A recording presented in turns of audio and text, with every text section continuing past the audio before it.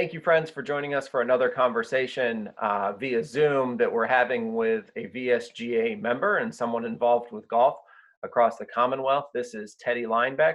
Teddy is a filmmaker and graduate of Virginia Commonwealth University and active, passionate golfer. And Teddy, the little bit we know about you, or that I know about you, is that you made a film, a golf film. But tell us more about that. Sure, Matt. Thanks for having me on. Like you said, yeah, I graduated. I graduated college from VCU in 2016 with a film degree, and I guess I came out of college just excited to start making films and start making films about things that I am passionate about. And the first sort of idea that I had kicking around and that came to fruition was this film 50 Over, this documentary about traveling to all 50 states and playing a round of golf, playing 9 holes of golf in all 50 states in 50 days. Okay. And so, like, what, how was that the idea?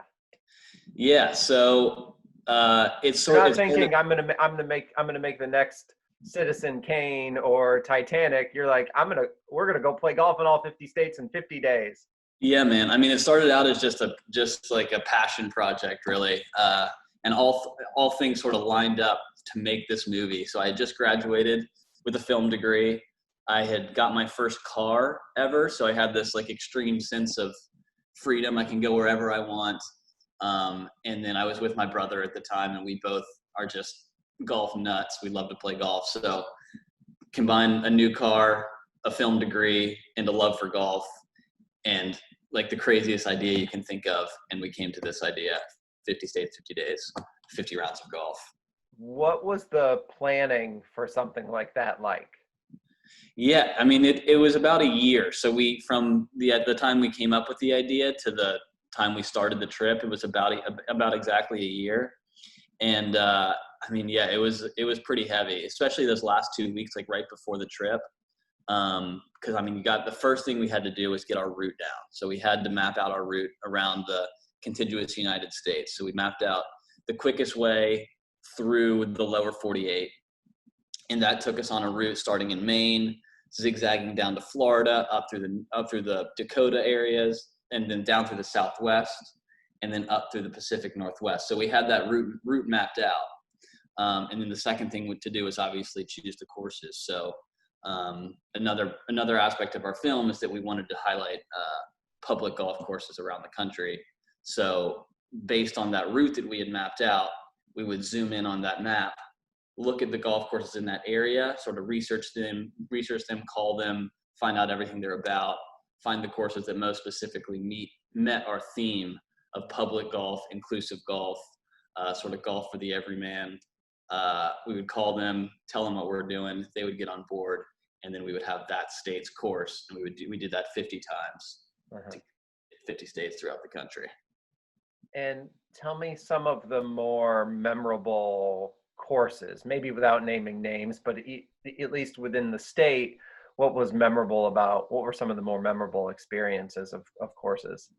Sure, man. Yeah, I mean, because of the courses that we were playing and the idea that we were, and the fact that we were making this film, what really made the courses unique and memorable to us were really the people that we met. And I mean, it's like that with everything. You know, you can have like a beautiful course, but if you don't meet anyone interesting, it sort of can go by the wayside. But when we would meet these interesting people and that would embrace the film, we'd have great conversations. That's really what made the experience unique and memorable. So ones that I can think of, our stop in California. We played up in Northern California, like the middle of nowhere, in a town called Weed, California, right next to Mount Shasta.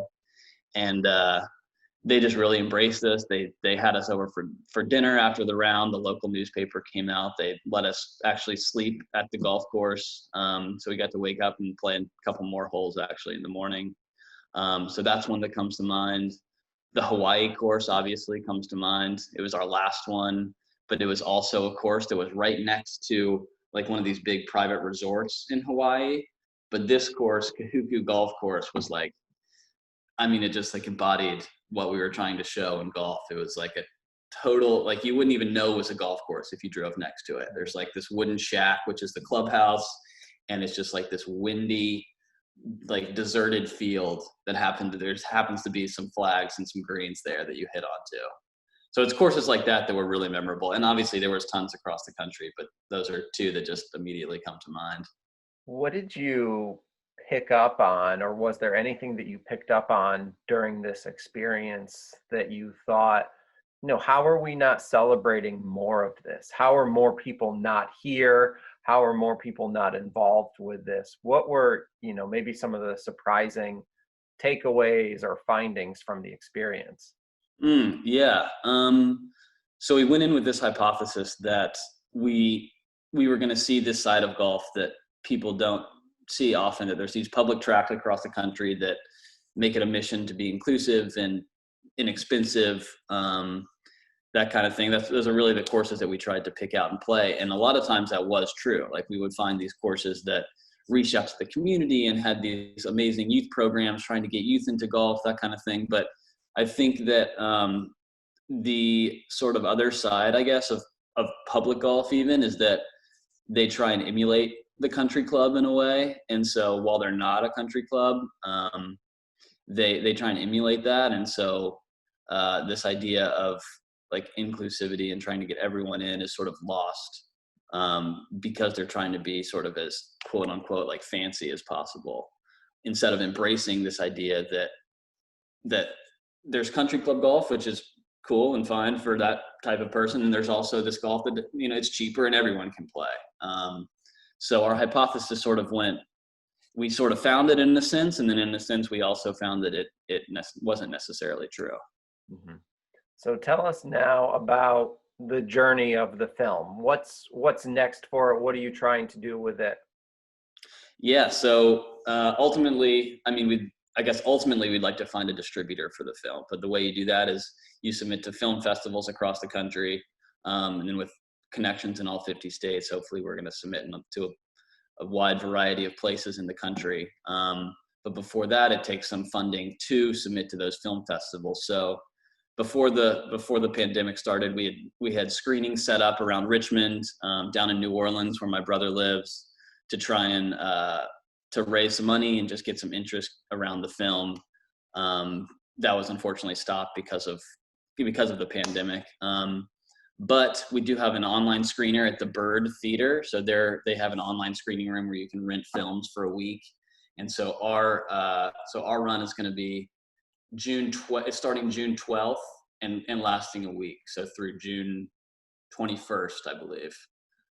June 21st, with a Q&A on Wednesday, June 17th. So that it'll cost $10 to rent the film. You have it for 24 hours to watch, and then half the proceeds go towards the film and half the proceeds go towards the Bird, which is a great local theater that's trying to stay in business. Yeah, so shout out where people can find some of that information to watch the trailer and get involved with that virtual screening. Yeah, definitely. If you want to read more about the film, you can just go to 50overfilm.com, FIFTY, 50overfilm, and read about it, watch the trailer, read about all the courses we played, see our route. And then if you want to learn more about the Bird Theater and the screening room, you can just go to the Bird Theater's website. I think it's thebirdtheater.com. And then right up top there is the link to go to the screening room, where you'll be able to find the film on June 12th. Awesome. Well, hopefully that, some of the silver lining of the pandemic is that it allows for the virtual screening, where maybe it can have a little bit of a larger or longer, bigger reach than maybe it would have if it was just within the beautiful theater there at the Bird. But yeah, Teddy, thank you for taking the time. Is there anything else you want to say about the film or about golf? Yeah, man. I'm excited to have this screening at the Bird. I appreciate you having me on, and yeah, I hope people can watch the film. It's a fun adventure film, but it also has a deeper meaning. Obviously, golf is something that comes with this sort of stereotype, but then like anything, looking beneath the surface, doing research, really finding out what something is about.